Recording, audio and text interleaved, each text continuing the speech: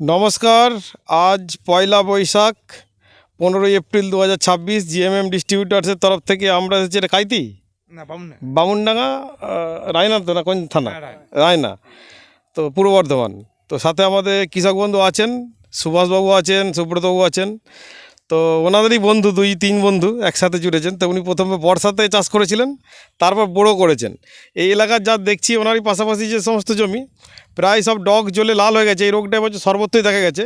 তুলনামূলক আমাদের যে জ্যাকপট জমিতে এই রোগটা কম আছে এবং ধানের শীষ এবং ধানের ওয়েট যথেষ্ট ভালো আমাদের চোখে। তো সরাসরি আমরা কৃষক বন্ধুর কাছে চলে যাচ্ছি। আপনার নাম? তাপস দত্ত, বাড়ি?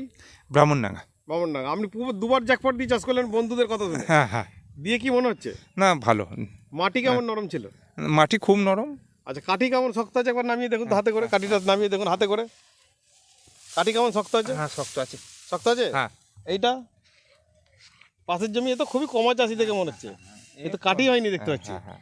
তো ধানের শীষ কেমন ওয়েট আছে দেখছি? ভালো। ভালো? হ্যাঁ। মানে এটা কি ক্যামেরা হচ্ছে বলে বলছেন? না, এই দেখেই ধরা যাচ্ছে তো। ঠিকই ধরা যাচ্ছে। তো বীজটা আমার মনে হচ্ছে একটু কমা কোয়ালিটি হয়েছে, ঘরোয়া বীজ ছিল। ঘরোয়া বীজ, একটা যদি সার্টিফাইড বীজ হয় আরেকটু ধানটা ভালো হতো বলে আমার মনে হচ্ছে। তো সাথে আমাদের সুব্রতবাবু আছেন। সুব্রতবাবু কি দেখছেন? বন্ধুকে চাষ করিয়েছেন। হ্যাঁ, ওই তো তুলনামূলক ওর ধানটাই ভালো। হ্যাঁ। পাশাপাশি তো ডগ জ্বলে গেছে, গাছের কাঠিও কম হয়েছে, হুম এর কাঠিও ভালো, হুম। ধানের ওয়েটও ভালো। আচ্ছা। তো ধন্যবাদ। এবং ধানের শীষ ধরুন তো হাতে করে, এই যে শীষটা ধরুন একবার ধানে। শীষের হাতটা মানে হাতে ফেলুন, শীষের লেন্থ লম্বাটা দেখতে চাইছি আর কি। কীরকম লম্বা আছে শীষ? ওটা ধারের কাঠি, এটা মাঝের কাঠি ধরুন। হ্যাঁ, যেটা ফলে গেছে কমপ্লিট। কীরকম লম্বা আছে শীষে? ভালোই আছে। ভালোই লম্বা আছে। এর কাঠি একটা ধরুন তো।